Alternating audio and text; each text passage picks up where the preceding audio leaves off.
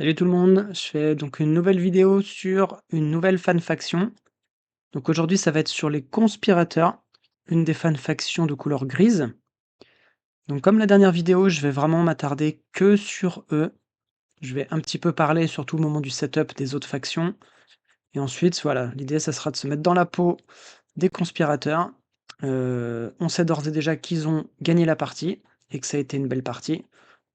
Mais voilà, on va essayer d'anticiper, de deviner un petit peu leur play, d'analyser, de voir ce que nous on aurait fait par rapport à au joueur qui va les prendre. Donc, on est sur la carte de base toujours. Les conspirateurs, donc petit topo sur cette fan-faction, pour ceux qui ne la connaissent pas du tout. Donc c'est une faction qui a 2 particularités, un premier pouvoir dans le livre là, qui est de prendre 2 pièces à chaque fois qu'ils obtiennent une faveur. Donc à chaque fois qu'ils font un temple ou un sanctuaire, qu'ils récupèrent une faveur, ils récupèrent 2 pièces. Donc c'est un petit pouvoir plutôt sympa, mais qui est d'autant bien qu'il se combotte avec le pouvoir de la forteresse. Parce que la forteresse, quand elle est construite, permet d'obtenir une faveur déjà, donc 2 pièces, et ensuite elle débloque un pouvoir qui permettra de switcher les tuiles faveur, pendant la partie. Donc on peut le faire une fois par manche, on peut switcher 2 tuiles faveur. Avec bien sûr comme contrainte, quand on switch de faveur, de redescendre sur les cultes de la tuile faveur qu'on a abandonnée, enfin qu'on a échangée. Donc voilà, rien d'autre, pas d'autres particularités, hein, au niveau des coûts, des différentes constructions, on est sur quelque chose d'assez standard. Au niveau des pouvoirs dans les bols, on commence avec 5 et 7 en bol 2. Donc tout de suite un petit peu plus compliqué pour aller rusher les pelles en manche 1 par rapport à des factions qui sont 3-9, pas comme les architectes ici par exemple, ou les alphelins. Architecte, on en avait parlé la dernière fois, hein, donc c'est une faction qui, elle, fait des pelles avec ses ponts et qui ensuite peut faire switcher ses ponts grâce à la forteresse.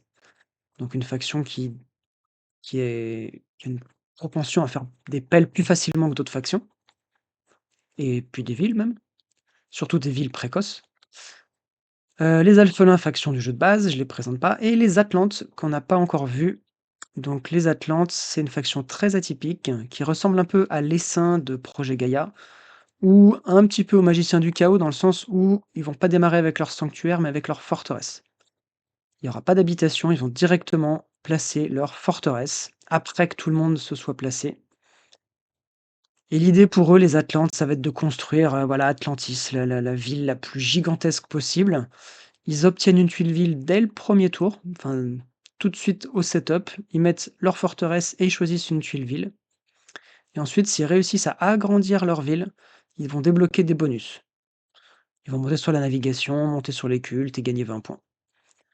Donc c'est une faction assez atypique, plutôt sympa, qu'on aura l'occasion de voir dans d'autres parties où on sait qu'ils auront pareil, où ils auront remporté la partie de manière nette. Hem, Ils ont une réduction sur les pelles aussi, hein, comme petite particularité, ce qui peut avoir son importance dans la partie qu'on va voir. Donc je reviens sur le setup du coup justement. Donc, au niveau, des tuiles de manche. On a une ouverture, enfin une tuile qui score sur les gros bâtiments. Donc ça, typiquement, ça va favoriser les conspirateurs, parce que les conspirateurs, 90 des cas, vont vouloir ouvrir sur leur forteresse. C'est vraiment là qu'est leur bonus, c'est là qu'est orientée toute leur manière de jouer. Ça va être avec cette forteresse, avec la possibilité de switcher les tuiles faveur. Donc il y a quelques cas où c'est pas une obligation, on peut partir sur un temple et des habitations et faire la forteresse tour 2 ou 3. Mais voilà, là, en plus, sur une partie où la forteresse score tour 1 et conspirateurs, ils vont partir sur la forteresse à 100 100 du temps. Architecte, alphelin, Atlante, par contre, bah, ils vont pas construire, de gros bâtiments tour 1. Les Atlantes, bah, ils l'auront déjà, donc ils pourront pas la refaire, ils pourront pas faire le sanctuaire et architecte, alphelin non plus. Donc plutôt un début de partie, enfin, en tout cas, une première manche qui favorise les conspirateurs. Pour le reste, par contre, des tuiles de manche, Un autre gros bâtiment tour 3, donc ça peut matcher avec, les factions qui auront fait un temple tour 1 ou 2, ils pourront faire un sanctuaire tour 3. Les conspirateurs peut-être, ça va falloir voir s'ils réussissent à faire un temple assez rapidement. Parfois avec les conspirateurs, il y a certaines ouvertures où on arrive à faire forteresse plus temple. Mais bon, on va voir. Ensuite, tour 4, très important, la tuile de manche qui score sur les pelles, qui favorise énormément les alphelins qui vont diminuer leurs pelles et essayer de faire souvent un très gros tour 4. À voir si les autres factions en profitent un peu. Honnêtement, les conspirateurs, c'est ceux que je vois le moins profiter de cette tuile. Hem, les architectes peuvent générer des pelles, je l'ai dit, un petit peu plus facilement, donc ils pourront peut-être en faire, 2 voire 3. Les atlantes aussi peuvent réduire leur coût des pelles, hein, ils ont une réduction. Ça leur coûte que 1 ouvrier 4 pièces, donc peut-être que c'est une tuile de manche qu'ils peuvent essayer d'optimiser. Donc voilà, plutôt un défavorable aux conspirateurs et ensuite on a du temple et du comptoir. Donc ça, à voir, mais pareil, je ne vois pas de faction trop lésée sur ces 2 tuiles. Heu, bah, disons que les conspirateurs, eux, vont être contents de faire des temples ici, vu les bonus qu'ils ont avec les tuiles faveur. Donc voilà, et ça va pouvoir leur faire gagner des pièces et possiblement plus facilement scorer sur le dernier tour sur les comptoirs avec une plus grande réserve de pièces que les autres factions pour mieux matcher sur cette sixième manche. Peut-être. Voilà, c'est vraiment des suppositions. Au niveau des voisins, donc on n'a pas de couleur verte, jaune et noire. Donc les alphelins hyper favorisés pour ça, hein, ils ont pas de voisins directs. Donc là, pour l'instant, moi je mets quand même une grosse pièce sur les alphelins, ils ont pas mal, ça commence à faire beaucoup d'avantages. Atlante, alors c'est comme les magiciens du chaos, ils sont quand même très sensibles au blocage, vu qu'ils démarrent avec une seule habitation. Donc c'est bien qu'il y ait pas de faction verte, et ni noire d'ailleurs. Eux non plus n'ont pas de voisins. Donc c'est très bien pour eux. Ça fait partie, des conditions pour qu'elle soit jouable.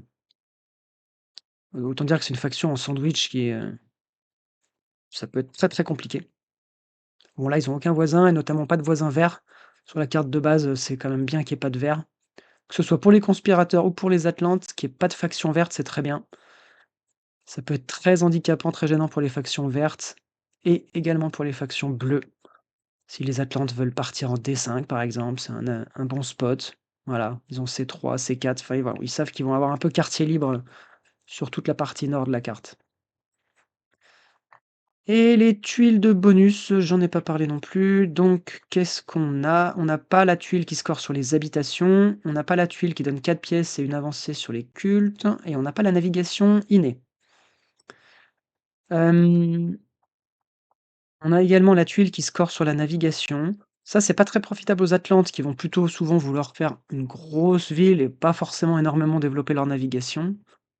Les architectes, ça peut être un peu pareil, c'est pas une faction qui va énormément, utiliser la navigation, en tout cas pas tout de suite. On a la pelle, donc ça, évidemment, les alphelins, voire les architectes, ils sont contents quand elle y est pas. Parce qu'eux, ils vont plutôt générer leur propre moteur de pelle, donc ils ont plutôt envie qu'elle n'y soit pas. Nous, à l'inverse, les conspirateurs, c'est très bien qu'elle y soit. On a besoin de pelle. Les conspirateurs, bon, qui vont jouer premier, donc on sait tout de suite que cette pelle, ils ne l'auront pas. La tuile gros bâtiment, j'ai envie de dire, c'est peut-être la seule tuile vraiment indispensable pour les conspirateurs. Ils savent qu'ils vont faire leur gros bâtiment tout de suite, leur forteresse, donc après voilà pour, les ouvriers et les points tout au long de la partie, c'est une tuile importante. Au niveau des pièces, c'est pareil, hein, vu que conspirateurs génèrent plus de pièces que les autres factions, bah, ils sont assez contents quand il y a pas la tuile à 6 pièces.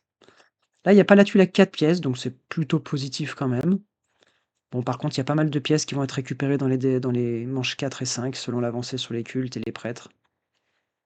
Alors les prêtres d'ailleurs, les conspirateurs qui vont ouvrir sur leur forteresse vont mettre un peu plus de temps à générer des prêtres que les autres factions, étant donné qu'ils ne vont pas faire de temple immédiatement, en tout cas rarement, même si une ouverture forteresse-temple est possible parfois. Du coup, c'est pas mal qu'il y ait la tuile de prêtre. C'est une tuile qui peut servir. Et ça ne score pas sur les habitations. Bah, écoutez, ça c'est pareil, c'est plutôt défavorable aux alphelins, aux architectes, qui vont quand même assez vite popper le maximum d'habitations. Tour 2 notamment, là, ça score sur les habitations. Je vois bien un peu un tour où les alphelins, les architectes vont commencer à pas mal déployer d'habitations, en récupérant la double pelle. Je rappelle que c'est des factions qui démarrent avec 3 et 9 dans le bol 2, donc elles vont très vite pouvoir prendre les doubles pelles. Les architectes aussi qui font des ponts, qui vont pouvoir, se développer. Donc voilà, cette tuile, qu'elle soit absente, plutôt un point négatif pour architecte alphelin et plutôt positif pour conspirateur atlante, surtout dans la première moitié de partie. Donc voilà, tout ça pour dire que au niveau des enchères, on va voir ce que les factions ont fait, ce que les joueurs ont fait. Moi, je mets quand même une option sur les alphelins évidemment, avec cette tuile 4, avec tout ce qu'on a dit, pas de voisins directs. Hem, Après en deuxième, là, c'est un peu plus, équilibré je trouve, avec, des forces et des faiblesses de chacune des factions. Hem, c'est un setup où les Atlantes sont assez tentants quand même. Il y a pas mal de bonnes choses pour eux. En plus, ils vont jouer, tour 4, ils auront la pelle. Donc moi, je mettrais peut-être une petite pièce sur les Atlantes et en dernier conspirateur architecte. Peut-être la faction des architectes à 40 points et les conspirateurs, ouais. Moi, je mettrais Alphelin en 1, Atlante en 2, conspirateur en 3, architecte en 4. Avec des différences de points pas non plus gigantesques. Peut-être les Alphelins un peu plus quand même, mais les autres, voilà. Pour moi, il y a pas non plus une différence énorme. Voilà, c'est ma manière un peu de voir les choses, peut-être qu'ils ne vont pas du tout être d'accord, on va voir. Alors ça se bagarre sur les Alphelins directs. Un joueur est assez rapidement allé sur les Atlantes. Les architectes ensuite, donc c'est plutôt les conspirateurs qui vont être boudés. Voilà, j'avance vite. Ah les a ça se c'est en train de rattraper les Alphelins, donc les Atlantes, plus disputés que d'autres. Enfin, je les voyais pas si disputés. OK, bah, du coup, on a 2 factions, à 40 points, architectes, conspirateurs et par contre les Atlantes et les Alphelins, où là, ça s'est bien bagarré pour les récupérer. Donc je suis pas du tout étonné pour les Alphelins. Les Atlantes, moi, j'aurais pas mis autant de points. C'est vrai que le setup est profitable, mais ça reste une faction quand même assez fragile qui peut très bien faire et qui peut aussi complètement se vautrer. Mais bon, on va voir comment ça va se passer. Donc à partir de maintenant, je vais faire comme j'avais fait pour ma vidéo, sur les voyageurs temporels. Je vais faire des cuts et je vais surtout m'attarder sur les conspirateurs. Alors peut-être pas pour le placement des habitations, on va voir donc, bah, j'ai passé un peu vite, donc les conspirateurs qui ont directement posé leur première habitation en E7. C'est le standard absolu pour, les factions grises sur cette carte, d'autant plus quand il y a pas de voisins verts, donc très bien. Les rouges évidemment, une belle invitation en D4, ce qui va nous embêter, hein, les conspirateurs, sont très contents quand il y a personne en D4 non plus pour ensuite faire, aller chercher C2. Mais je pense qu'il faut pas rêver, ça risque d'être pris. Voilà. Bon, les alphelins en E6 et en F5. Voilà, pareil, hein, ça c'est un standard pour les factions marron, pas de surprise. Surtout qu'il y a pas de faction noire, donc ils vont être pas mal sur ce continent, en espérant attirer des, bah, non pas des factions vertes, mais peut-être en F6 des conspirateurs. Ça peut tout à fait être une belle invite pour les conspirateurs.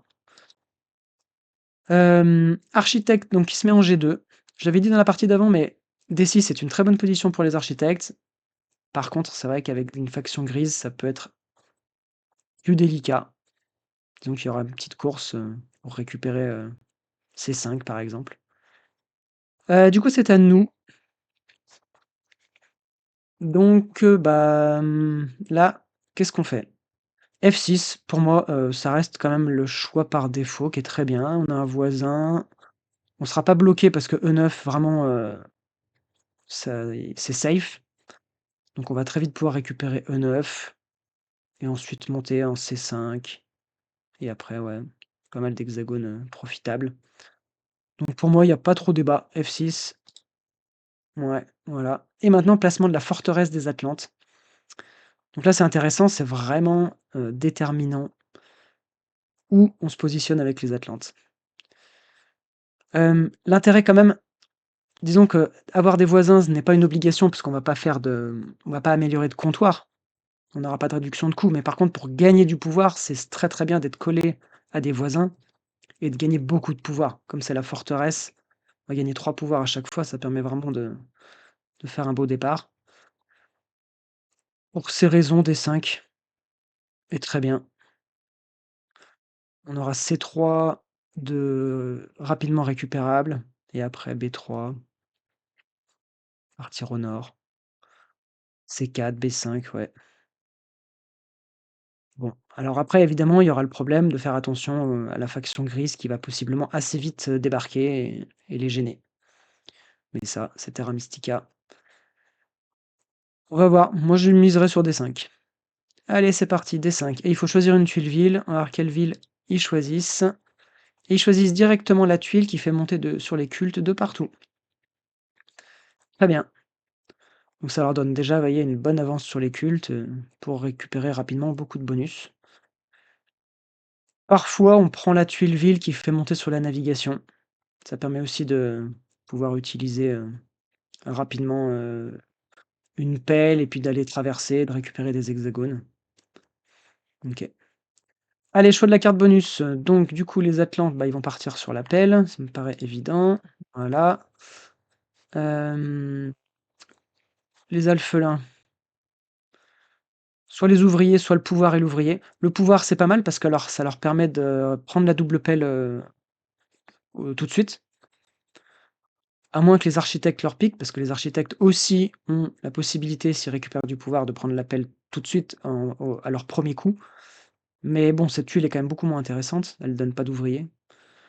Donc les alphelins, s'ils prévoient de prendre la double pelle, ce qui à mon avis va être le plan, cette tuile est pas mal. Voilà, c'est ce qu'ils font.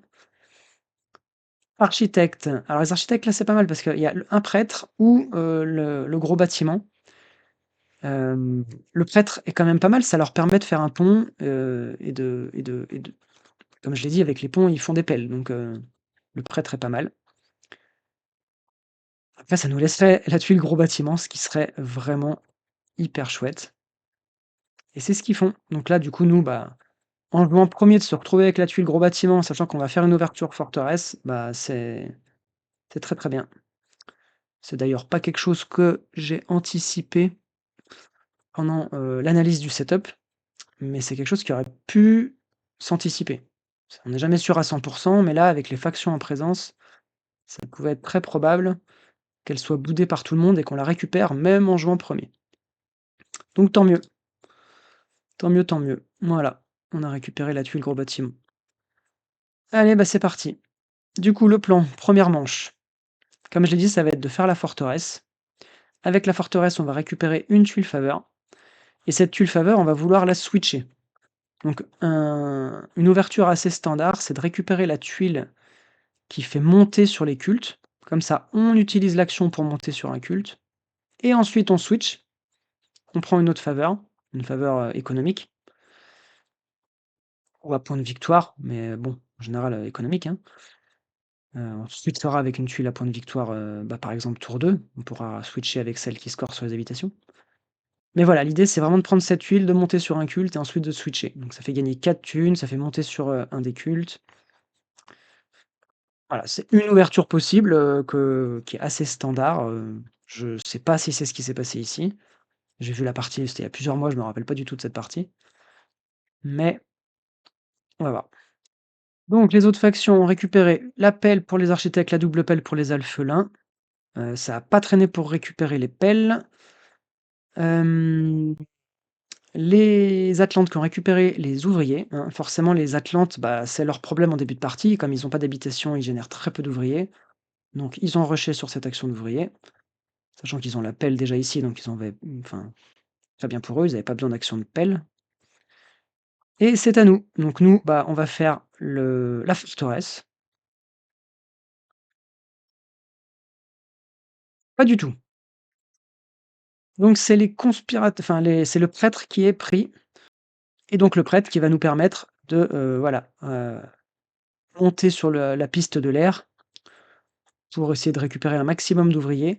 Je pense que du coup là, j'ai pas précisé, mais la tuile économique qu'on va prendre, donc qu'on va switcher après avoir monté sur la piste de l'eau, encore une fois, j'en suis pas sûr, mais c'est comme ça que je pense que vont se passer les choses. On va récupérer la tuile faveur qui fait monter, sur la piste de l'air et qui donne 4 pouvoirs. Ça fait gagner un ouvrier, ça fait gagner du pouvoir et on la switchera au prochain tour, en espérant récupérer cette double pelle avec tout le pouvoir qu'on va gagner. Les architectes qui nous ont pris l'emplacement à 3 ici, donc c'est dommage. On aurait pu espérer qu'ils allaient utiliser leur, prêtre pour faire un pont, mais ils l'ont utilisé ici. Bon, c'est logique, hein, ça leur fait gagner deux ouvriers, c'est vraiment bien. C'est pas dramatique du tout, hein, mais voilà. Hem, allez, est-ce que c'est le moment de la forteresse?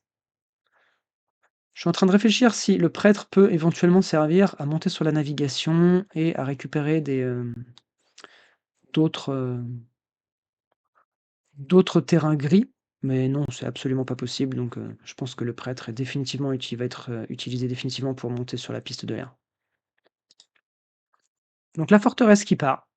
On va voir quelle tuile faveur ils choisissent, s'ils partent sur ce que j'avais dit.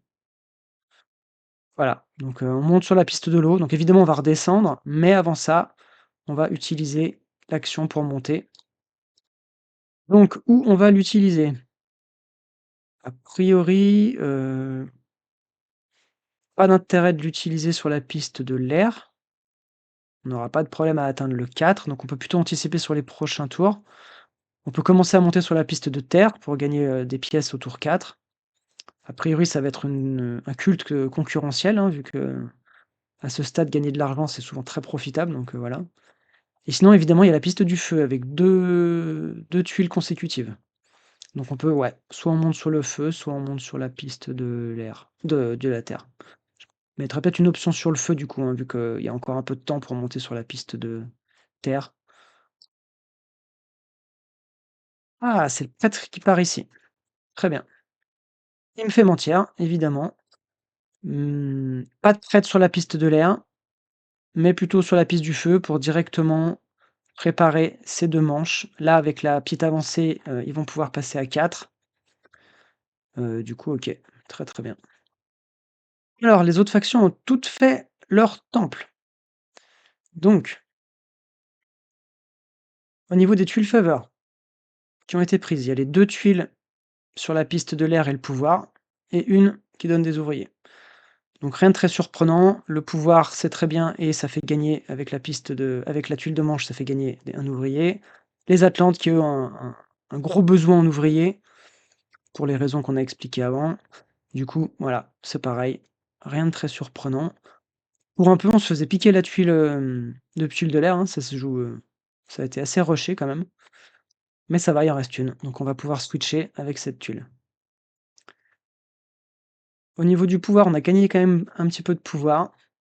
On a l'action d'argent là, de thunes qui pourrait être débloquée, mais bon, ça ferait perdre beaucoup de pouvoir, donc pas de raison de faire ça. Surtout qu'encore une fois, nous les pièces, on en génère pas mal. OK, donc la montée sur la piste du feu, très bien. Je pense que les autres factions n'ont plus énormément de choses à faire, ça va commencer à passer. On va regarder. Ah, les architectes qui, avaient gagné beaucoup de pouvoir et qui récupèrent la pièce. Donc les architectes qui font une pelle plus les pièces au premier tour, c'est pas mal. Avec une belle montée sur cette piste, qui vont gagner beaucoup d'ouvriers. Ouais, belle économie dès la fin du premier tour, même s'ils ne se sont pas déployés, énormément. Ensuite, donc les alphelins qui passent, ils vont pouvoir récupérer les pièces. Très bien, donc c'est pareil, hein, ils ont assez étonnant, ils ont pas construit H7. Donc ils ont vite passé parce que la tuile 6 pièces était disponible et qu'elle est quand même assez cruciale pour eux. Disons que ça leur permettra prochain tour de pas forcément prendre l'action d'argent et de prendre la double pelle, par exemple. Bon, on va voir. Je pense qu'ils vont rapidement vouloir récupérer la tuile, de scoring sur les habitations aussi. Vu que le prochain tour, ça score, est-ce qu'ils vont pas essayer d'abord de récupérer cette tuile? Les Atlantes qui passent. Qu'est-ce qu'il leur reste? L'ouvrier et le pouvoir? C'est pas mal. C'est ce qu'ils font, ouvrier. Ah non, ils prennent les... Waouh! Pourquoi ils prennent ça? Un ouvrier plus des points sur les comptoirs. Alors là, je comprends pas du tout. Et je vois pas à quel moment ils vont faire des comptoirs au prochain tour. Et l'ouvrier à côté, bah, c'était pareil, sauf qu'il y avait du pouvoir en plus. Parce que c'est pas un misclick. Bah, on va voir. Ils ont peut-être prévu de faire des comptoirs, mais je vois honnêtement, je vois pas comment. Allez, au conspirateur. Donc on va switcher les 2 tuiles faveur, enfin la tuile faveur, voilà. Donc je pense qu'ils vont prendre celle-là. Voilà, très bien, très bien, très bien. Donc là, une ouverture qui est pas dingue dans le sens où ils ont qu'une habitation, ils ont pas réussi à utiliser de pelle. Tout a été pris. Donc pour l'instant, juste l'ouverture forteresse. En général, le mieux, hein, avec eux, c'est ouverture forteresse, plus si possible de réussir à mettre un coup de pelle, quoi. Débloquer 1 ou 2 habitations. Mais là, c'est pas le pour l'instant, c'est pas ce qui s'est produit. Les architectes qui avaient encore de quoi prendre le pont, donc 3 actions de pouvoir au premier tour pour les architectes. Hyper bien, donc ils vont pouvoir, terraformer et se développer en C2. Vraiment très beau départ des architectes. À nous. Donc là, qu'est-ce qu'il nous reste à faire? Pas grand-chose. Bon, l'avantage, c'est que la pelle s'est libérée, donc je pense qu'on va pouvoir passer et la prendre, ce qui est très, très bien. Prochain tour, ça va scorer sur les habitations et de toute façon, c'est un peu ce qu'on veut maintenant, c'est ce qu'on va vouloir faire, hein. On a fait la forteresse, maintenant il faut à tout prix, commencer à se déployer. Donc pourquoi pas terraformer E9 et si on arrive à avoir de la navigation, récupérer C5. Mais là, du coup, je ne vois pas trop quoi faire à part passer sur l'appel. Qui est 4 points. Allez, c'est ce qui se fait. J'avance directement en manche 2. Alors nous voilà en début de manche 2. Donc là maintenant que l'ouverture, 1re manche est passée, chacun a fait son ouverture. Donc toutes les factions de toute façon là vont vouloir, hem, se déployer et possiblement essayer de récupérer, cette tuile faveur. Clairement pour les conspirateurs là, le but c'est, de faire un temple de toute façon. Même s'ils ont déjà, tuile faveur et qu'ils peuvent en générer, d'autres, enfin en échanger d'autres, ils ont besoin d'un temple pour leur revenir en prêtre. Donc pour moi, ce tour-ci, ça va être faire un temple pour les conspirateurs et faire 1 ou 2 habitations en plus. Selon le pouvoir qu'on va avoir, selon comment ça se présente. Avec l'appel, je pense qu'on va pouvoir facilement récupérer E9. Ça risque d'être compliqué de récupérer plus que ça, mais on va voir. Les alphelins qui vont continuer à se développer, j'étais en train de voir si peut-être un sanctuaire peut être intéressant pour eux pour récupérer cette tuile. Le truc, c'est que vu que le gros bâtiment au prochain tour, enfin ça score sur les gros bâtiments au prochain tour, je pense qu'on va voir les sanctuaires arriver au tour 3. Donc là, je vois plutôt les alphelins continuer à se développer et prendre, peut-être une double pelle en E4. Comme ça, ils sont bien pour faire une ville en 3 ou 4 s'ils récupèrent des 3 après, avec le, sanctuaire qui va venir ici. Ils peuvent décider de faire un deuxième temple aussi à ce tour. Ils ont les ressources pour. Surtout qu'ils vont pouvoir prendre l'action de thune ici. Donc c'est une autre possibilité, c'est de faire un temple. Ce qui n'empêchera pas de faire un sanctuaire ensuite au prochain tour. Le problème de ça, c'est que du coup, ça va consommer beaucoup d'ouvriers et ça va rendre le tour 4 moins fort que ce qu'il aurait pu être. Ils ont besoin de beaucoup d'ouvriers à ce tour-ci. S'ils font des gros bâtiments plus temple ici, bah, c'est beaucoup d'ouvriers qui partent là-dedans. Donc bon, sans compter qu'il y a aussi ici la possibilité de scorer sur les temples. Ouais, du coup, moi, pour ces raisons, je les vois pas faire un deuxième temple. Architectes, quant à eux, ils ont beaucoup d'ouvriers, ils ont des pièces. Bon, on va voir. Les Atlantes, eux, pour l'instant, leur plan est obscur. Cette tuile m'interpelle. On va voir. La double pelle des alphelins qui est partie en G6.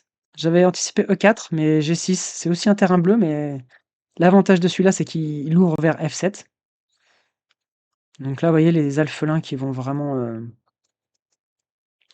presque développer toutes leurs habitations à la fin de ce tour. L'idée là, c'est voilà, ils partent sur, un tour 4 de folie avec beaucoup, beaucoup d'ouvriers. Donc c'est à nous. Donc il reste du coup l'action, de thunes disponible. J'ai bien envie de la prendre, parce que sachant que là, on va faire un temple, ça va quand même nous coûter cher, même si encore une fois, on va gagner des pièces. On va gagner 2 pièces avec, la tuile faveur du temple, plus 2 pièces quand on va re-switcher. Sinon, on peut prendre l'appel. Le problème de l'appel, c'est qu'on en a déjà une et qu'on n'aura pas assez d'ouvriers pour construire partout. Non, moi je prendrais bien les pièces. Même si j'ai dit qu'on n'a pas trop de soucis d'argent, en vrai, on a 12 pièces, on n'en a pas non plus, à l'infini.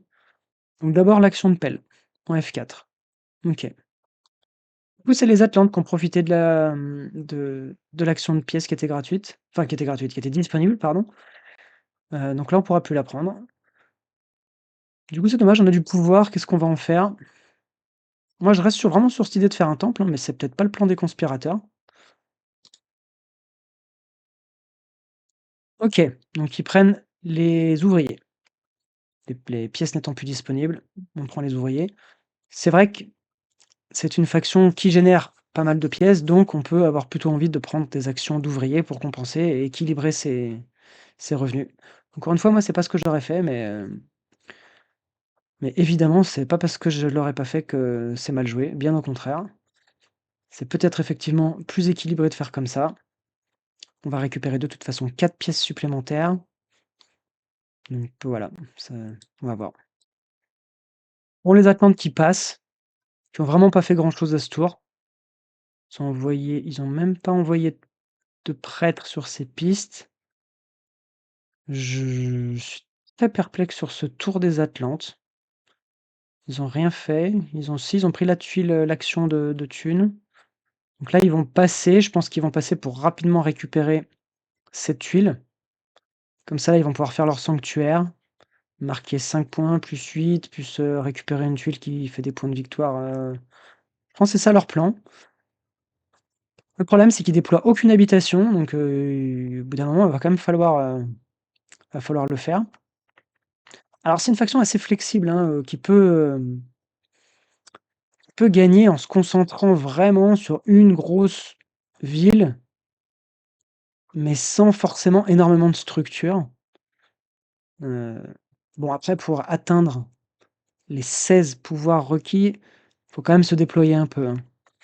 Mais bon, je pense que voilà, ils sont pas dans une partie, le réseau notamment, je pense qu'ils savent que là, ils vont finir dernier. Enfin, je veux dire, rien n'est jamais acté, les alphelins n'ont pas encore connecté leur réseau, enfin voilà, mais bon, en tout cas, ils partent pas favoris du tout sur le réseau et c'est ce qu'ils font, hein, ils récupèrent la tuile gros bâtiment, ouais, ça c'était sûr. C'est pour ça qu'ils passent rapidement, j'imagine.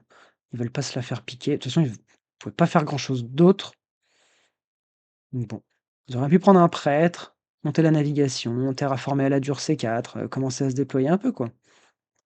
Allez, c'est à nous, à nouveau, bon, alors est-ce qu'on part sur ce temple? OK, on dirait que oui. Allez, le temple qui est parti pour nous, donc la tuile faveur maintenant. Qu'est-ce qu'on prend comme tuile faveur? Encore une fois, on va pouvoir switcher. Si on part du principe qu'on va garder celle-là et qu'on va switcher, on peut refaire ce qu'on a fait au premier tour. Prendre celle-ci, monter sur un culte, switcher. Ce qui peut être intéressant, c'est de prendre cette tuile, de monter sur le feu, puis de switcher avec, par exemple, celle qui donne de la thune. Bon après ça changera rien pour notre revenu à ce tour, mais au prochain tour, ça nous fera un ouvrier de plus. Ouais, je suis pas, et mine de rien, on a plus trop de sous, donc pourquoi pas? Pourquoi pas? Je pense qu'on a, en tout cas, pas envie de prendre de tuiles à point de victoire. Pour l'instant alors, il faut quand même se méfier. Je pense que prochain tour, le premier coup des Atlantes, par exemple, ça va être de faire leur sanctuaire. Les Alphelins, ça risque d'être un peu pareil. Enfin, ça va dépendre un peu des revenus de chacun. Mais il va y avoir de la concurrence prochain tour pour rusher sur les tuiles à point de victoire. Si jamais on pense qu'on pourra pas obtenir une tuile et qu'on la veut absolument, Ça peut être intéressant de la prendre maintenant ou de d'échanger maintenant avec une tuile à point de victoire. Après, j'avoue, c'est vraiment dommage de pas profiter de 2 tuiles économiques à ce tour et ensuite de switcher avec une tuile à point de victoire, à partir du prochain tour peut-être. Mais il y a cette considération. Bon, moi en tout cas là, pour commencer, je prendrai à nouveau la tuile pour monter sur un culte et ensuite je switch. Donc c'est ce qu'ils font, hein. Voilà. A priori, on est reparti pour le même petit combo du 1er tour. Voilà, on est monté sur la piste du feu, ça a fait gagner du pouvoir. Donc maintenant, ouais, bah, du coup, ils partent un peu sur le plan que j'avais évoqué. Switcher pour, la tuile à pièces. Donc là, on a gagné quand même pas mal de pouvoir à ce tour et l'appel est encore disponible, on avait pris les ouvriers. On peut décider de prendre, la pelle et de construire E9. Ça nous fait sacrifier 2 pouvoirs. C'est pas trop grave parce qu'on a quand même pas mal de pouvoirs, donc on resterait au-dessus des 6, ce qui nous ferme pas la porte à la double pelle pour la reste de la partie. Donc ouais, moi j'aime bien cette pelle-là. Plus ça score sur les habitations, sauf s'il y a une tuile qui nous intéresse qu'on veut prendre, rapidement. Bon, dans tous les cas, on a encore le switch à faire, donc voilà, le switch est parti, donc voilà, moi je pense, pour prendre les pièces. Très bien, c'est ce qu'ils font. Donc oui, on est remonté à 600 pièces, 3 de revenus en pièces aussi là, pas mal.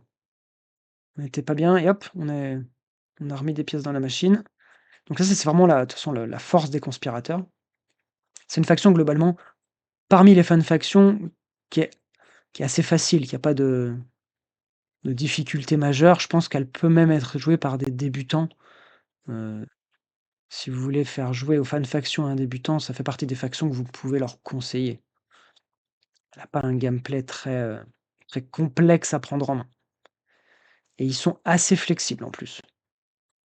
Si ce n'est cette ouverture forteresse un petit peu indispensable, ensuite, ils peuvent faire un petit peu plein de choses différentes avec selon comment ils vont jongler avec les tuiles, quoi.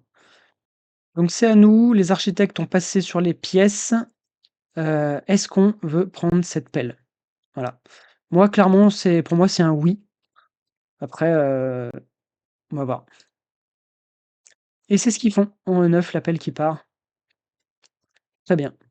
Donc c'était un beau deuxième tour avec un temple et 2 nouvelles habitations, dont une qu'on a transformée en temple. Donc plutôt chouette. On passe. Qu'est-ce qui nous reste? Un prêtre ou du pouvoir ou du scoring sur la navigation? C'est pas forcément déconnant parce que c'est peut-être le tour où on va commencer à vouloir monter en navigation pour prendre C5. Peut-être commencer à terraformer G3. On a aussi la possibilité, là, on va peut-être vouloir faire le sanctuaire. Alors, le problème du sanctuaire, c'est que ça va mettre toute notre économie, là-dedans. Auquel cas, l'ouvrier, c'est pas mal, pour pas tomber à zéro non plus. Un petit peu compliqué là. Après, on va gagner beaucoup de pouvoir. 8, ça, c'est super. Ça veut dire qu'on aura tout de suite accès à une action de pouvoir. Honnêtement, je suis pas persuadé qu'on va faire le sanctuaire à ce moment-là. Ça nous coûte très cher. Donc partant de ce principe, peut-être que plutôt de monter la navigation, commencer un petit peu à se déployer, marquer des points. Ouais, bon, ça va faire gagner 3 points. C'est une faction qui paradoxalement est pas forcément très compétitive sur les cultes, hein, parce qu'on échange nos faveurs, du coup on redescend. Comme on fait une ouverture forteresse, on n'a pas énormément de prêtres en début de partie. Du coup, le prêtre est pas déconnant non plus pour un petit peu rattraper notre retard sur les cultes. Notamment en plus là, ils vont marquer des points, enfin ils vont faire des pièces, tour 5, ça serait dommage d'être trop derrière de ce niveau-là. Ouais, vraiment les 3 tuiles sont intéressantes pour des raisons différentes, donc ça dépend un peu ce qu'on veut faire. Peut-être que je prends le prêtre. C'est un peu ce qui manque quand même dans notre économie. Si on veut monter la navigation, on va avoir besoin d'un prêtre. On a toujours envie quand même de continuer à monter un petit peu sur les cultes. Je pense pas que je prends la tuile qui score sur la navigation. Ça se joue entre le pouvoir ouvrier et le prêtre. Et ben il prend la navigation. La navigation, donc 2 pièces plus, les 3 pouvoirs et les 3 points. Alors à moins qu'on récupère un autre prêtre, qu'on monte de 2. Je vois pas trop l'intérêt de monter la navigation de 2 au prochain tour, si ce n'est pour marquer 3 points de plus. Alors si, on pourrait monter si on récupère G3 et qu'on monte la navigation de 2, on a H6 et I9 ensuite, qui sont rapidement récupérables. Bon, on va voir. Je vais avancer au deuxième tour, au troisième tour. Allez, troisième tour, donc là, c'est le moment où je pense que il va y avoir des sanctuaires qui vont popper et des tuiles à points de victoire qui vont être prises. Je pense pas qu'il y aura trop de surprises de ce côté-là. Nous, on peut peut-être en première action vouloir switcher tout de suite une de nos tuiles pour, prendre une tuile à point de victoire. En même temps, on a aussi beaucoup de pouvoir, donc à voir ce qu'il va y avoir disponible au moment où c'est à nous de jouer. Les Atlantes, bon, bah, et du coup, comme ils ont rien dépensé au dernier tour, ils ont une assez belle économie. Ça peut vouloir dire qu'ils vont monter leur pelle et garder tous leurs ouvriers pour ce tour 4, pour commencer vraiment à se déployer et terraformer. Ce qui est plutôt sera plutôt pas mal, hein. Ce qui expliquerait aussi pourquoi ils ont passé un peu rapidement, enfin, bon, peut-être qu'ils attendent vraiment ce tour 4 pour se déployer. Après c'est tard, hein. Ça va qu'ils ont pas de voisins directs et qu'ils ont un peu quartier libre, au nord, parce que c'est très, très lent comme manière de jouer et ça peut être très dangereux. Allez, je vais avancer jusqu'à notre tour. On va voir ce qu'il y a de dispo. OK, donc il y a 2 sanctuaires qui sont partis avec des tuiles, la tuile, terre 1 qui est partie, celle-ci, il en reste plus qu'une et les alphelins qui, eux, ont pris l'argent. Très bien. Donc nous, qu'est-ce qu'on fait? Les alphelins, là, ils sont en bonne position pour faire leur sanctuaire en deuxième action et possiblement prendre cette tuile. Même s'ils ont déjà fait beaucoup, enfin, le truc, c'est qu'ils ont déjà tellement dépouillé leurs habitations que bon, ça va peut-être pas les intéresser de la prendre. Mais si on la veut, c'est quand même le moment de la sécuriser. Et honnêtement, je pense qu'on la veut parce que nous, c'est l'inverse. Les habitations, il nous en reste plein. On va être amené à en faire encore beaucoup. Ce serait quand même dommage de pas pouvoir la prendre maintenant et de marquer des points. Seul défaut, c'est qu'on a plein de pouvoirs qu'on n'utilise pas. On peut juste faire une petite conversion, un pouvoir, une pièce, au cas où on gagne du pouvoir, et ensuite faire un switch et récupérer la tuile, qui nous intéresse. Voilà. Et ben, c'est le sanctuaire qui part. OK. Bon, moi, j'ai dit que c'est pas forcément quelque chose que j'aurais fait parce que ça consomme tout notre, ça consomme c'est un peu tout ce qu'on avait. OK, mais bon, c'est vrai que c'est quand même beaucoup de points. Hem, bon, c'est compensé par le fait qu'on va reprendre une tuile faveur et qu'on va gagner des pièces avec. Bah, du coup, c'est l'occasion de prendre la tuile à point de victoire, hein. Voilà, très bien. Là, ouais, il y a plus trop le temps de faire le switch qu'on a fait tour 1 et 2. Trop de risques qu'on se fasse piquer la tuile. Bah, il s'est passé quelque chose d'intéressant que j'avais pas trop vu. Donc les conspirateurs, heu, quand ils ont fait leur sanctuaire, ils ont fait une conversion de 3 pouvoirs pour un ouvrier. C'est pour ça qu'on a cet ouvrier en plus alors qu'on en avait 4 et qu'on en a dépensé 4 pour faire le sanctuaire. Et là, ce qui vient de se passer, c'est que le sanctuaire des alphelins est parti et nous a permis de gagner 6 pouvoirs pour 5 points de victoire. L'échange, il est énorme. Vous voyez, c'est pour ça qu'on est à nouveau à 7 dans le bol 3, alors qu'on avait dépensé du pouvoir juste avant, pour faire, alors pas pour faire le sanctuaire, on n'en avait pas besoin, mais je pense que, il y a eu une anticipation du joueur qui a vu que le sanctuaire allait partir.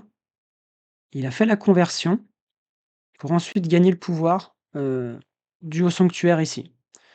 Donc là, c'est un très, très beau coup, je trouve, d'avoir anticipé ça et d'avoir fait les conversions nécessaires pour gagner cet ouvrier en plus et malgré tout revenir à 7 pouvoirs.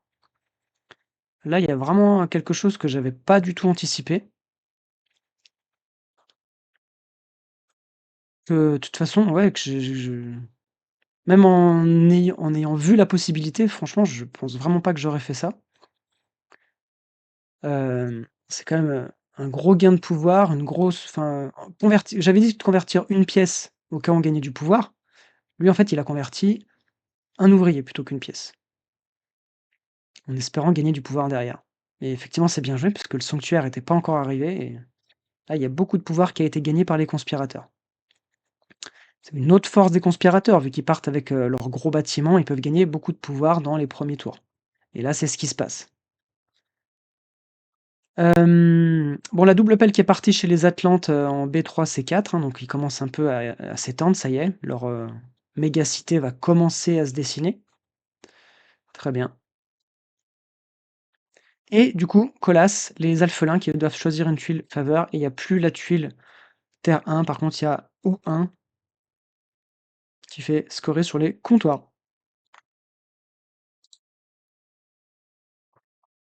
C'est ce qu'ils ont fait, hein. Ils ont pris la tuile à de point de victoire qui restait. Allez, c'est re à nous. Qu'est-ce qu'on fait maintenant qu'on a fait ce sanctuaire? On a du pouvoir, on a de l'argent et on a la tuile qui score sur la navigation. Voilà, à mon avis, donc petite conversion pour gagner un peu d'argent et on monte la navigation. Enfin, on n'a pas besoin d'argent, mais c'est pour si jamais on gagne du pouvoir encore et on va récupérer ces 5. Pour l'instant, je vois rien d'autre. Peut-être si la pelle est encore disponible, ensuite on pourra la récupérer. Voilà, la navigation qui monte avec la petite conversion pour gagner des pièces. 0 à nous et la pelle était disponible, donc on part en G3, voilà. Plutôt que prendre C5, vaut mieux prendre la pelle tout de suite tant qu'elle est disponible évidemment. C5, ça n'hurle pas, donc voilà, c'est très bien et c'est à nous pour passer, je pense, hein. Ah non, on n'a pas fait de switch de tuile faveur, donc c'est le moment de faire ça. On va switcher. La question c'est, qu'est-ce qu'on prend?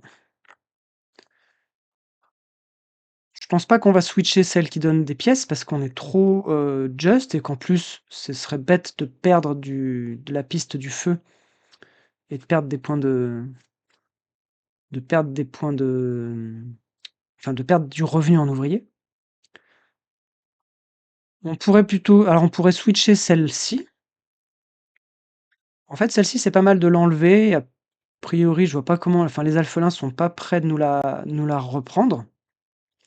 Alors techniquement, ils pourraient faire un temple au prochain tour et la reprendre, mais ce serait quand même assez contre-productif pour eux. De refaire un temple, à ce tour-ci, moi j'aurais assez envie de la switcher celle-là et de la reprendre ensuite au prochain tour en switchant. Non, ils prennent pas le risque, donc ils switchent la tuile du pouvoir et qu'est-ce qu'on récupère à la place?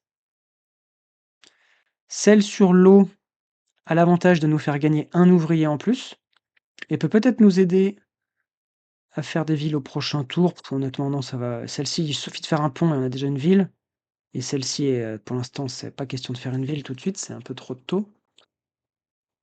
Donc ouais, moi je partirais plutôt sur cette tuile. L'ouvrier va peut-être permettre de faire, une pelle ou je sais pas et puis la montée sur la piste de terre, sera intéressante aussi pour les pièces. Donc moi je partirais sur celle-ci. OK, c'est ce qu'il fait. Alors on va passer, quelle tuile on prend? On marque 3 points. Je reste pas hyper convaincu d'avoir du choix de la tuile sur ce tour. Pour 3 points, celle-ci à côté était quand même, pour moi elle était mieux. Surtout qu'en plus, enfin je sais pas, on a fait des grosses conversions pour gagner un ouvrier en plus. Avec avec cette tuile, ils auraient peut-être pu prendre C5 en plus. On avait l'ouvrier qui nous manquait là, pour faire encore une construction en C5. Donc ouais, je sais pas, moi je reste en désaccord sur le choix de la tuile sur cette manche. Après 3 points, c'est 3 points, mais en même temps, voilà, la conversion nous a coûté très cher pour pouvoir avoir un ouvrier, bref. Bon, par contre là, celle-ci, ce tour-ci, on a cette tuile qui est disponible, 2 ouvriers, 8 points.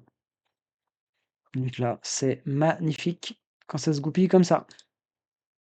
Voilà. Allez, j'avance au tour 4 et on va voir ce que tout le monde va faire.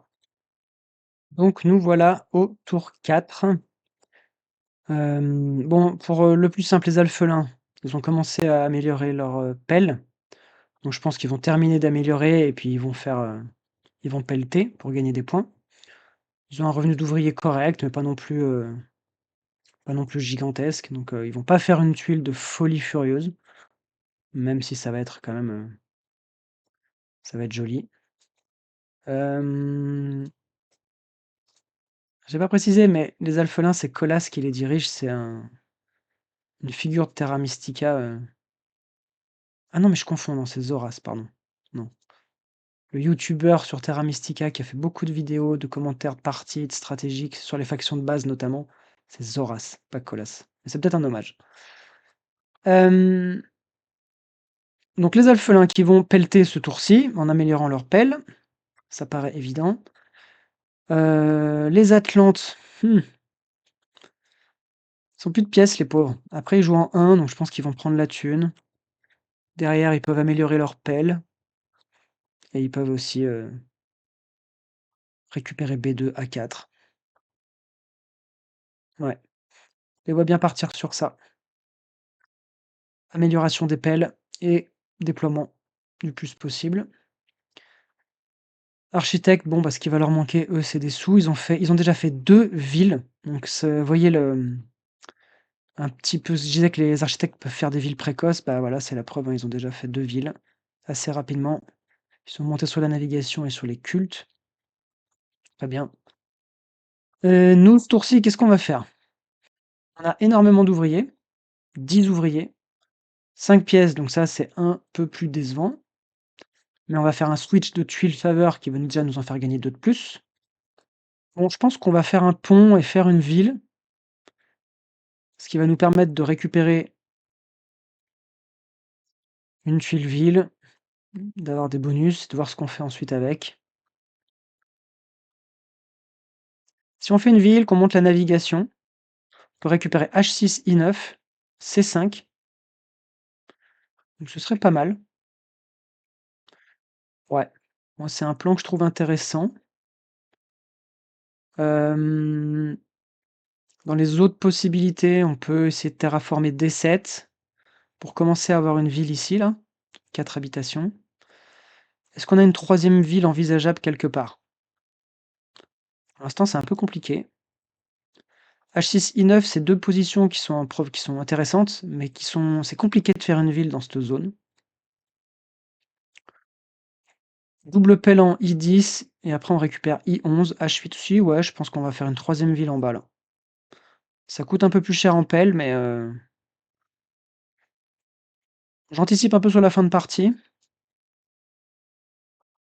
mais pour moi, il y aura peut-être une troisième ville ici.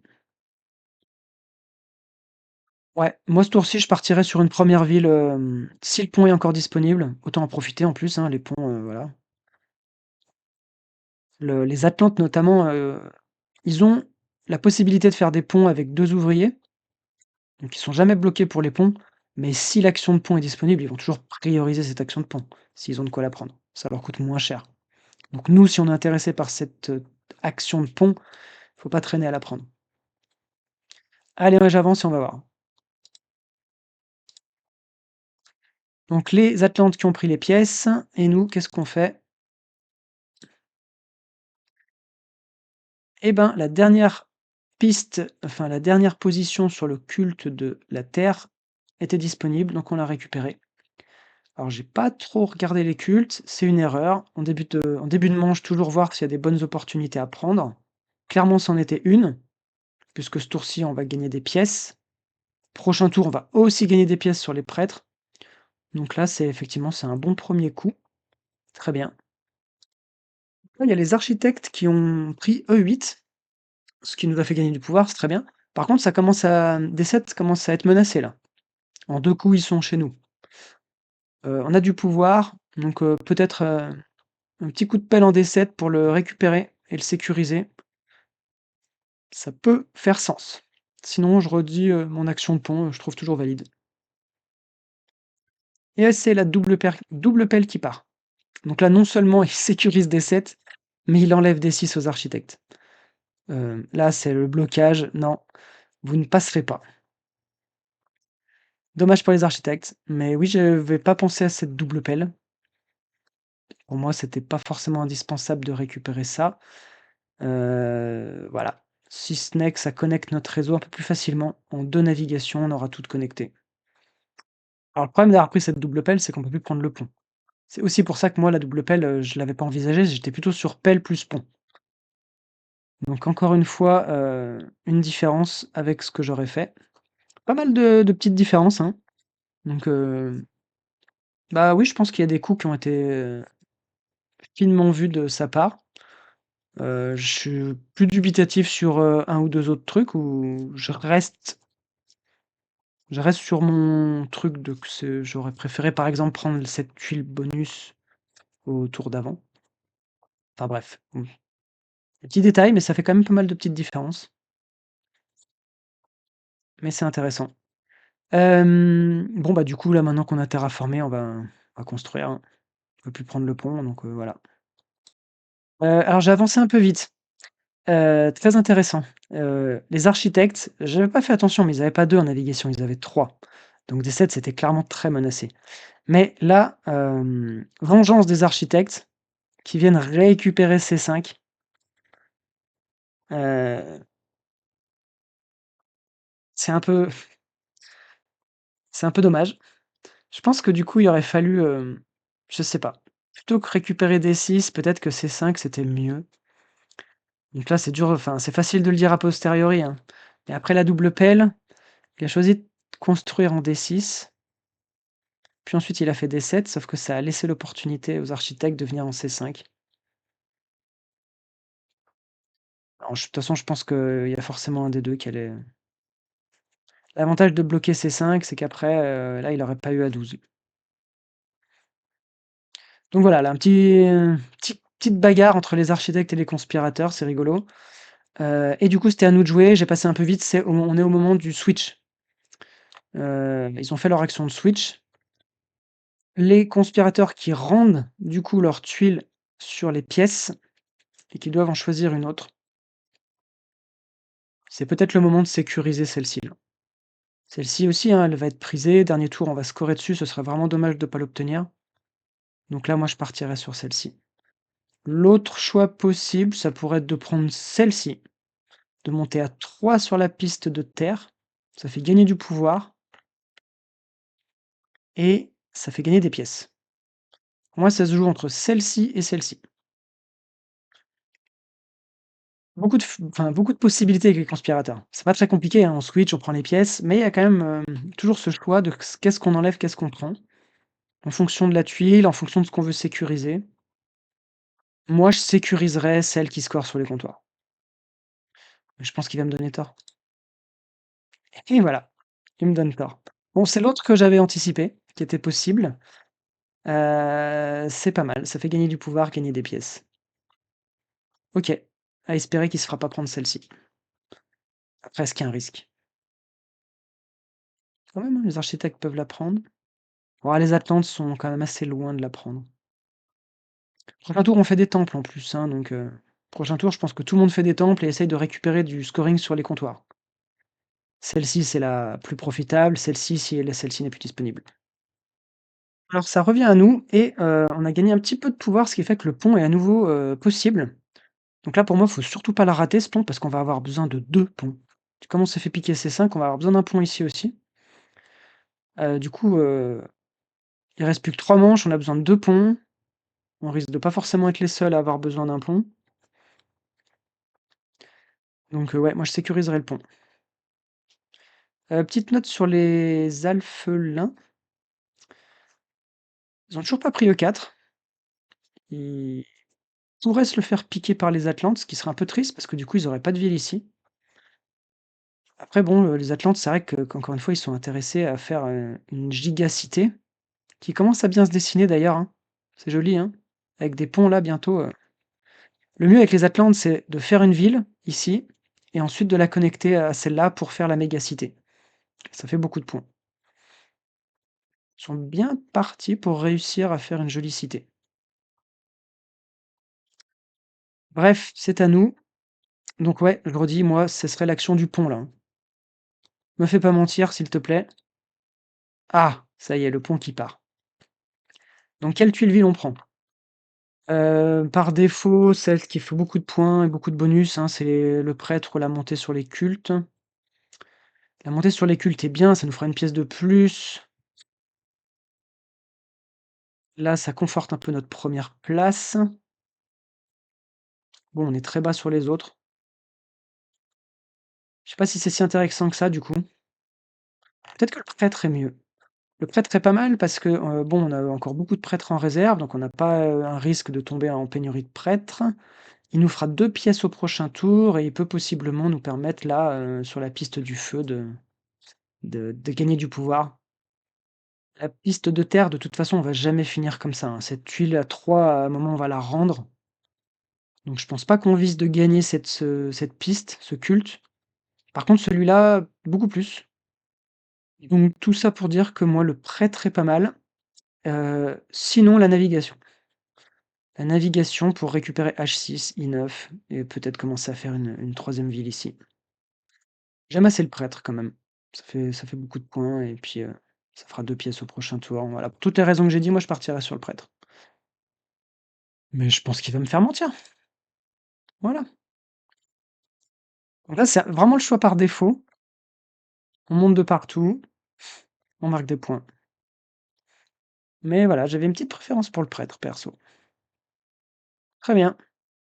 Donc là, on s'est fait piquer H6. Enfin, les alphelins qui avaient un petit coup de pelle à mettre et qui l'ont mis ici pour nous embêter. Donc les architectes qui nous embêtent, les alphelins, tout le monde fait rien qu'à nous embêter. Faut savoir que les conspirateurs, d'expérience, c'est une faction qui peut faire beaucoup de points et bien fonctionner sans forcément, jouer le réseau, sans beaucoup se développer, quoi. En se concentrant vraiment sur le scoring, pas sur le développement, c'est une faction qui peut très bien s'en sortir. C'est pas toutes les factions qui peuvent faire ça. C'est vraiment des parties où on laisse tomber un petit peu le développement et on axe tout sur l'optimisation du scoring. Eux font partie de ces factions qui peuvent le faire. Et c'est un petit peu ce qu'ils sont en train de faire sur certains côtés. Ils ont priorisé des choses qui valent des points plutôt que récupérer rapidement des hexagones et essayer de se développer. Ils se sont fait piquer C5 parce qu'ils sont traînés, là ils se font piquer H6. C'est pas encore irrécupérable, mais c'est embêtant. Est-ce qu'on passe ou est-ce qu'on fait encore des choses? On a beaucoup d'ouvriers, mais on n'a rien d'autre. On n'a plus de pièces, on n'a plus de prêtres. Donc bon. Est-ce qu'il y a des tuiles intéressantes à récupérer? Effectivement, il y a cette tuile-là qui est intéressante. On peut passer maintenant pour récupérer la tuile qui score sur la navigation. Prochain tour, on augmente la navigation de 2. On récupère I9 et on marque 6 points. C'est pas mal. Ouais, moi là, je passerai. Gagner du pouvoir en plus, c'est pas mal, hein, parce qu'on va avoir besoin d'un autre pont, donc il faut qu'on gagne du pouvoir. C'est un peu fini la fête au pouvoir, parce qu'on a rendu la tuile qui nous faisait du pouvoir. Donc bon. Qu'est-ce qu'ils font? Ils passent. Niveau du scoring, pour l'instant, pas des gros déséquilibres. Les Atlantes qui sont un peu derrière, mais faut pas oublier qu'ils vont marquer beaucoup de points avec leur mégacité. Donc ça va vite rattraper. Pour l'instant, partie assez équilibrée. Les Alphelins, quand même, ont pas fait un tour, ils ont pas été décisifs sur ce tour. Et j'ai tendance à considérer quand les Alphelins n'ont pas pris une grosse avance sur ce tour, sachant qu'ils ont même pas la tuile qui score sur les habitations, pour moi, déjà, ils sont derrière. Du coup, donc, bah, je garde mon option, on passe sur cette tuile, hein. Encore une fois, dans une logique de vraiment de maximiser le scoring. Là, on n'est plus dans une partie, vu ce qui s'est passé, on n'est plus dans une partie où on choisit un peu la tuile pour optimiser, se développer au mieux. Là, c'est scoring, scoring, scoring.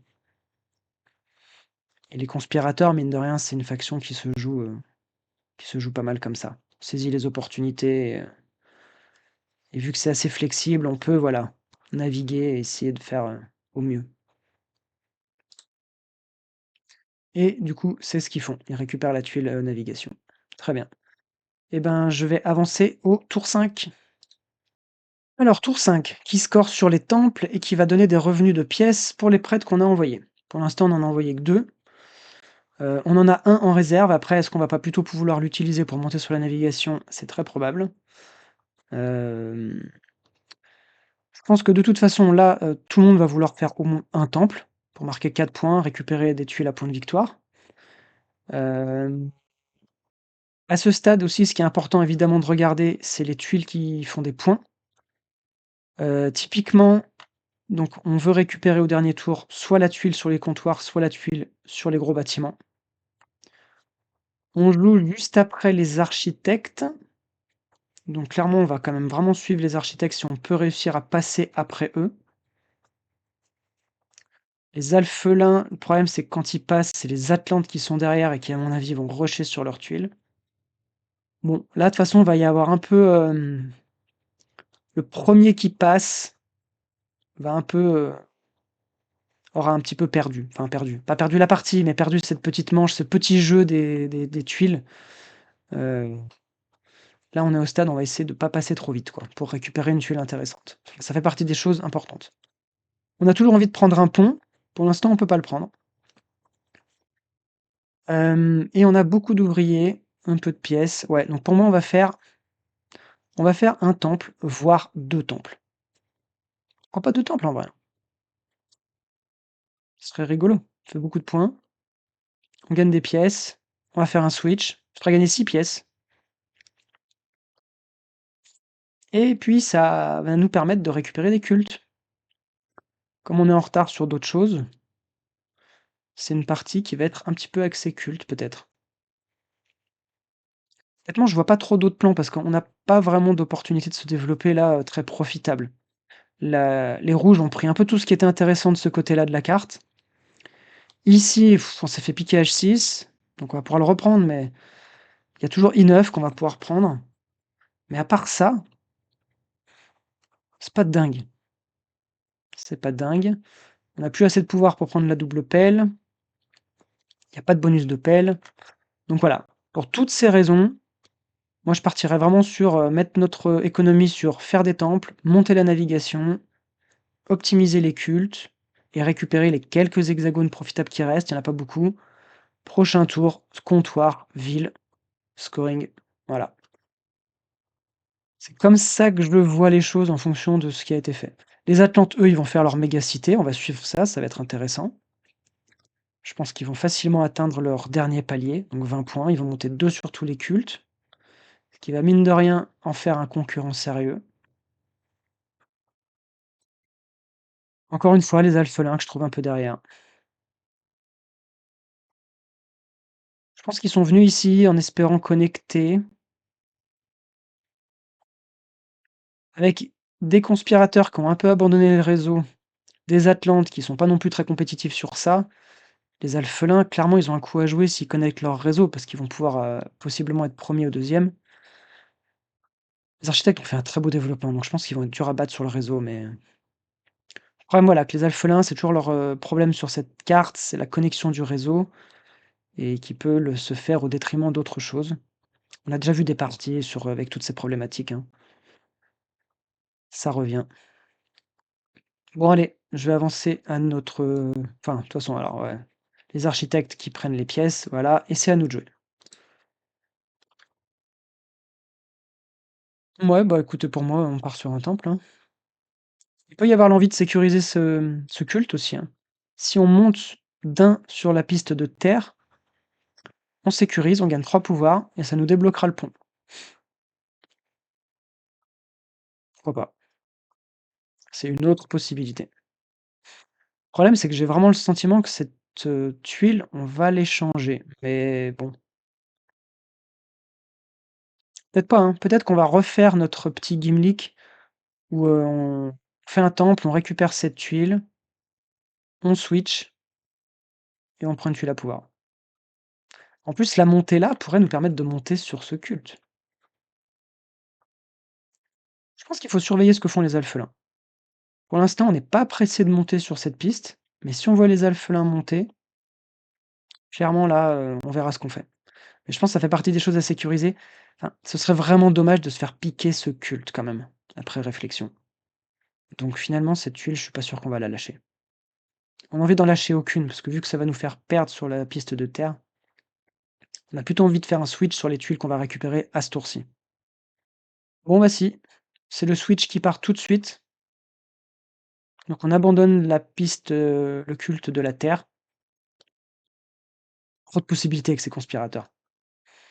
Du coup, mais c'est bien, on voit les différences, hein, de possibilités et bon, bah, du coup, je pense qu'il fait ça pour sécuriser cette tuile-là, hein. J'ai pas trop fait attention à ça, ch non, il y avait pas trop le feu, hein, les Atlantes pouvaient pas la récupérer, par exemple, tout de suite. Mais bon, c'est quand même une tuile importante. Voilà, ça allait sécuriser. Les elfelins qui ont sécurisé enfin E4, ils vont pouvoir faire leur ville et les architectes qui viennent nous embêter sur la piste du feu. C'est dommage, on aurait bien aimé rester un peu tranquille. Pour autant, je pense que là, de toute façon, on va partir sur un temple. Voilà. Alors c'est vrai que c'est l'autre raison du switch qu'on a vu juste avant d'ailleurs, hein. Sachant qu'on allait partir sur un temple, bah là ça fait 3 points de plus parce qu'on fait un comptoir d'abord. Je n'avais pas pensé à ça, mais bon, c'était important de récupérer cette huile pour marquer des points tout de suite. Donc un temple est parti chez les architectes, ils ont récupéré la même tuile que nous, de scoring O1. Ensuite, des prêtres ont été envoyés sur les cultes. Ça se bagarre pour les dernières places sur certains cultes, pour gagner des pièces et pour gagner les cultes. Donc là, je pense qu'on va faire notre temple. Ouais, c'est ce qui se passe. Quelle tuile faveur on prend? Là, je vois bien faire le petit gimmick qu'on a fait au début. On prend celle-ci, on monte d'un quelque part et on re-switch. Pourquoi pas switcher avec celle-ci, par exemple, si on finit avec un comptoir, je sais pas. Pas sûr qu'on finisse avec un comptoir. On va voir. Mais moi, je verrais bien le petit, switch habituel, le petit gimmick. Ouais, c'est ce qu'ils font. Donc ça, c'est pas mal. L'autre avantage de faire ça, c'est qu'on va pouvoir temporiser. Ça va nous faire une action. Pour rappel, on va essayer de passer, le plus tardivement possible pour récupérer une tuile intéressante. Donc ça, c'est très bien pour ces raisons. Ça va nous permettre de faire une action de plus. Ou pas. Au pire, on le fera pas. Si jamais quelqu'un, oui, d'ailleurs, je suis bête, le switch, on l'a déjà fait, donc on pourra pas le refaire. On pourra pas le refaire, mais c'est pas grave. En tout cas, ça, c'est bien, on a cette possibilité. Je pense qu'il le fait surtout pour ça, hein. Enfin, monter 2 sur cette piste, c'était pas dingue. Par contre, l'action supplémentaire que ça permet de faire, c'est intéressant. Allez, c'est à nous. Ouais, bah, moi je partirais sur le deuxième temple. Ça peut paraître ambitieux, peut-être beaucoup, mais un deuxième temple et on récupère les pièces. Ça nous fait quasi rembourser le prix du temple. Donc c'est ce qu'il fait, là, un comptoir en D6. Je pense qu'il y a un temple qui va partir ici. Bon, malheureusement, sur la piste du feu, on se fait devancer. On a toujours notre prêtre ici. Le truc, c'est que ce prêtre, comme j'ai dit, je pense qu'on va vouloir le garder pour la navigation. Donc forcément, voilà. Dommage, c'est pas encore joué, hein. Et pour l'instant, on n'est plus devant aucun culte. Donc ça serait quand même bien d'en gagner au moins un et d'avoir et d'accrocher, des deuxièmes places. Donc encore une fois sur le réseau, on est bien parti pour finir dernier là. Les Atlantes là, ils vont faire une première ville ici, je pense, et ensuite la connecter à leur, ville principale pour marquer beaucoup de points et monter dans tous les cultes. Ça va être beau. Donc là, voilà, on avait le pont de disponible, ça y est, il part. On va pouvoir faire une ville.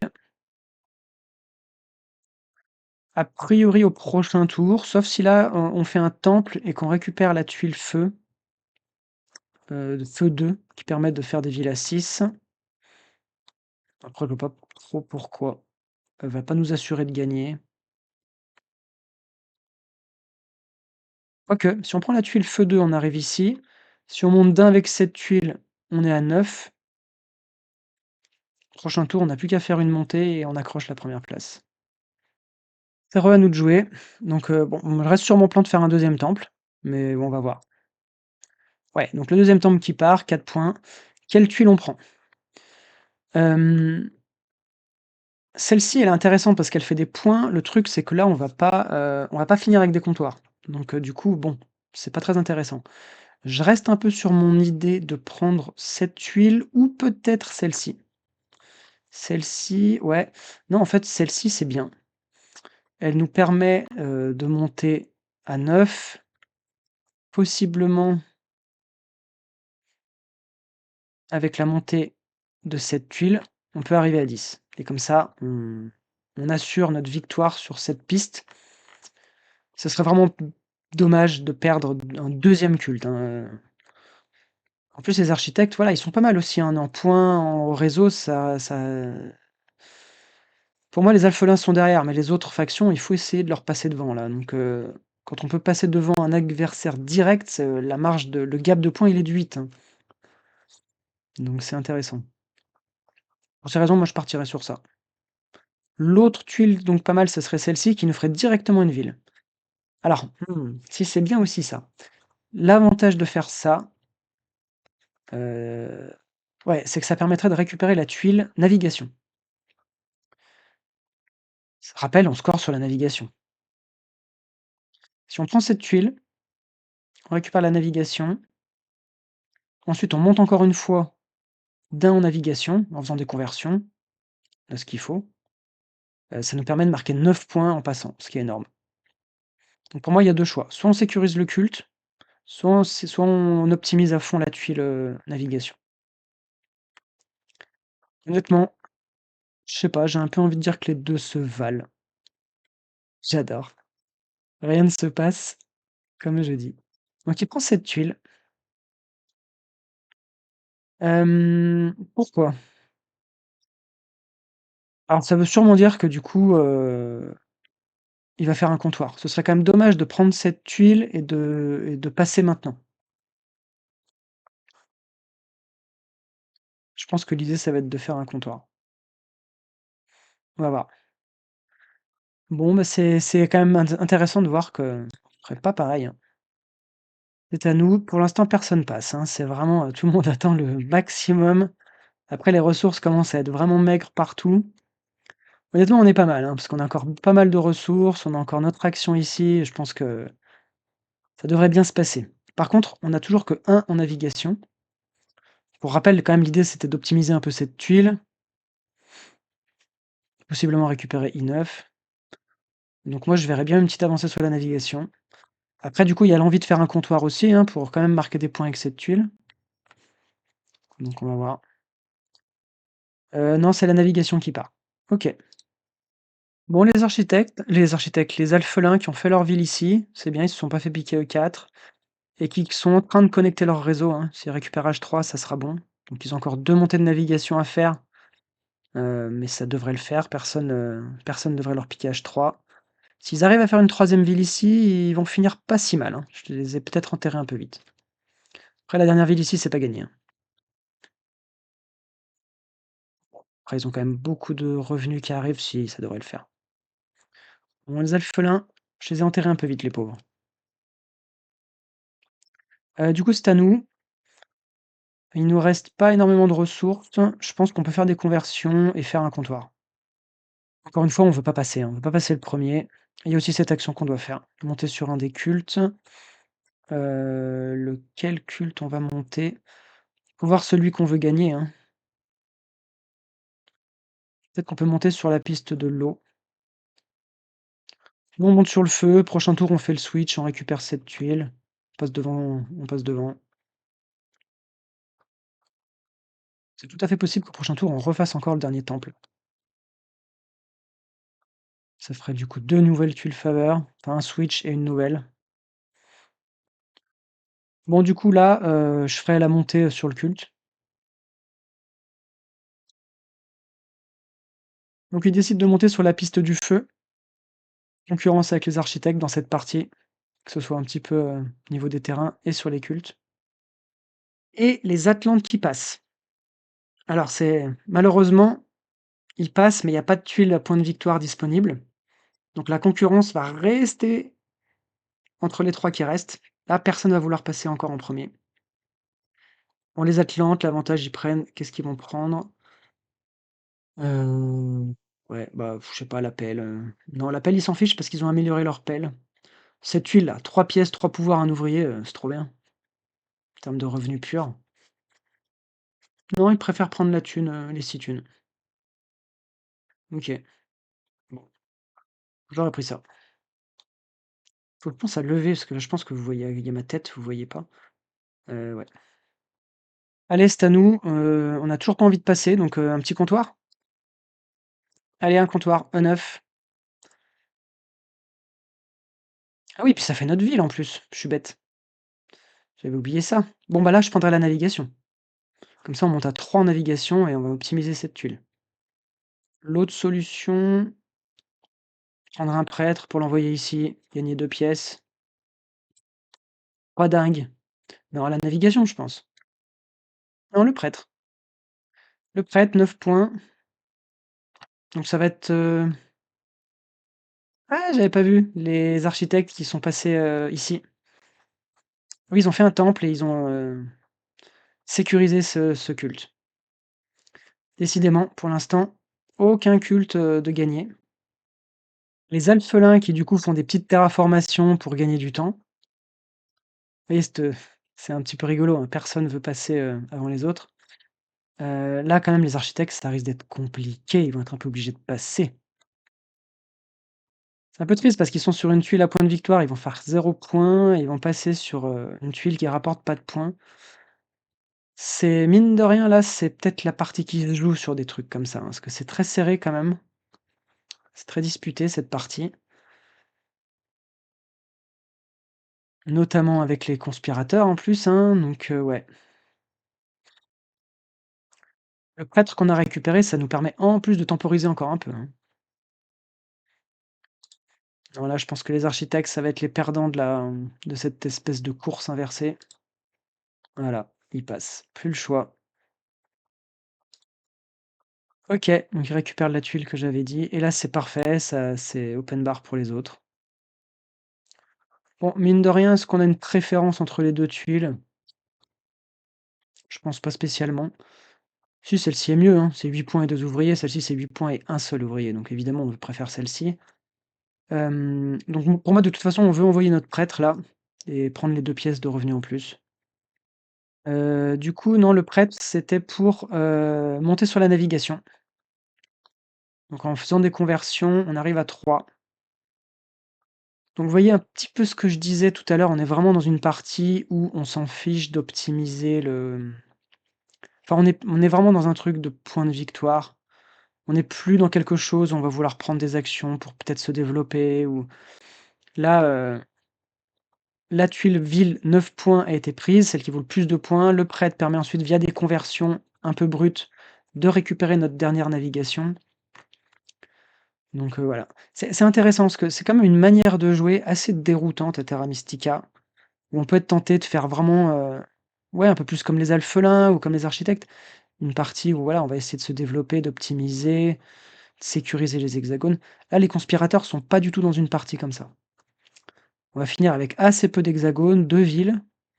Pour autant, au niveau des on essaye de bien optimiser les tuiles de manche, les tuiles de score, enfin, ces tuiles de manche-là et les tuiles bonus ici. Et mine de rien, ça fait beaucoup de points, hein. Ils sont toujours en avance au niveau des points. Après voilà, même moi, c'est pas une manière de jouer que j'appréhende si facilement. Je fais pas mal de différences avec les lobeurs, ceux qui jouent les conspirateurs. Mais je pense que sa manière de jouer est la bonne, clairement. Allez, du coup, on peut passer tranquille et récupérer la tuile. Voilà. Et du coup, 9 points. 9, même plus 2 points avec ce comptoir. Donc on passe avec 11 points. Belle avance. Et on récupère cette huile qui va nous faire encore 8 points. Très bien. Bon, j'avance au prochain tour. Donc là, écoutez, je vais aller un petit peu vite pour ce dernier tour, histoire que la vidéo soit pas trop longue. De toute façon, les Atlantes vont faire une ville ici, puis raccrocher ici et faire une méga cité. Limite, je vais essayer de qu'on regarde ça. Nous, vu ce qui nous reste, ça va être, 3 comptoirs pour marquer beaucoup de points, puis passer. marqué 12 points. Est-ce qu'on peut accrocher un culte? C'est ça la question. Celui de l'eau est encore possible. En faisant un switch, par exemple cette tuile avec la tuile ici, on monte de 3, on peut monter d'1 avec ça. On a des prêtres, ouais. Je pense que l'idée là, ce tour, c'est de faire des comptoirs et d'essayer de récupérer la piste de l'eau. Allez, je vais avancer. Les architectes, eux, qui n'ont plus, mine de rien, plus tellement de choses à faire, hein. Bon, c'est pareil, ils vont faire un peu comme nous, quoi. Comptoir, culte. Il y a pas de troisième ville qui se dessine. Là où les alphelins, eux, vont faire une troisième ville ici. Pour les alphelins et les architectes, il y a un peu la concurrence du réseau, hein. Là, il y a une double pelle est partie pour les architectes. Ça leur ouvre A9 et I1. Je pense que les architectes, là, ils sont pas mal placés pour le réseau. Après, ils ont pas des revenus de dingue. C'est ça qui va leur manquer. Il reste des places sur la piste de l'air, qu'on envoie des prêtres. Un premier prêtre est parti pour les conspirateurs. Tout le monde a des prêtres, c'est pas mal de récupérer vite ces petits emplacements si on veut rien en faire de spécial de ces prêtres.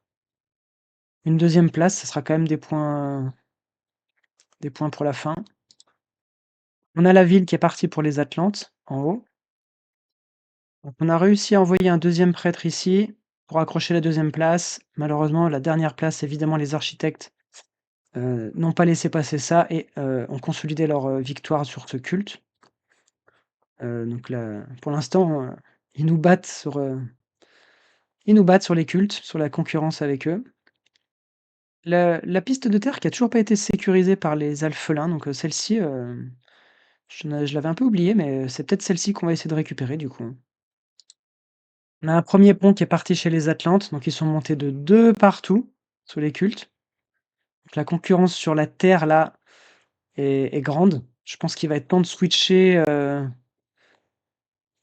et de le sécuriser celui-là, hein. On peut là. Voilà, c'est ce qu'on a fait. Donc le switch a été fait. On a rendu la petite tuile à point de victoire. De toute façon, on veut plus faire d'habitation, donc on s'en fiche. Ce qui nous amène à 9. A priori, personne peut nous le voler. Prochain tour, on fait notre petite montée et on le récupère. Alors c'est joli, les Atlantes qui font une ville ici, avant de connecter à leur ville principale. Donc on a une belle partie des Atlantes, hein. Hem, Ça aurait presque pu être une vidéo, conspirateur Atlante, parce que c'est vraiment, ce qu'on veut faire avec les Atlantes là, c'est une jolie partie aussi, qui s'est bien passée pour eux. Donc là, ils vont pouvoir prendre, une tuile ville et ensuite connecter leur réseau pour marquer enfin leur ville principale pour marquer 20 points. Et les alphelins aussi, hein, qui ont connecté leur réseau non pas encore, faut qu'il fasse une dernière montée de navigation, mais ils ont fait une ville ici à 11 points, ils vont connecter le réseau. Est-ce qu'ils vont réussir à battre les architectes qui sont à 15 mine de rien? Ça va être dur de passer à 16, mais ils sont pas si loin, hein. Et ça y est, la méga cité qui est partie, 20 points de marqués. Du coup, les scores qui se rapprochent et restent un peu derrière les Atlantes en termes de points quand même. Nous, on reste quand même nettement devant, 10 points devant. Après, pour rappel, le réseau, on va finir dernier. Et sur les cultes, pour l'instant, c'est acceptable. On n'a toujours pas sécurisé la piste de terre, mais tant qu'il y a pas le feu, tant que personne vient nous titiller, il y a pas de raison de le faire. Plutôt attendre ah non, on a déjà fait notre avancée ici. OK. Mais il nous reste un prêtre, on peut attendre le maximum pour voir s'il y a besoin de le faire et s'il y a pas besoin, on l'utilisera pour autre chose. Les architectes qui ont passé, il ne reste plus grand chose à faire.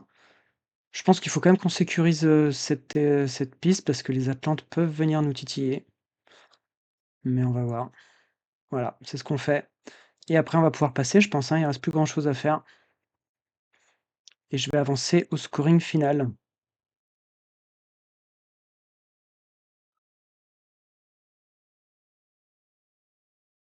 On passe, on marque 12 points. C'est serré, hein? Les alphelins, au niveau des points, on est quand même, un petit peu devant, pas énormément, mais encore une fois au niveau du réseau, les alphelins vont finir deuxième, donc ils vont nous mettre 12 points. Ils vont nous mettre 12 points. Par contre, au niveau des cultes, les alphelins qui sont un petit peu derrière.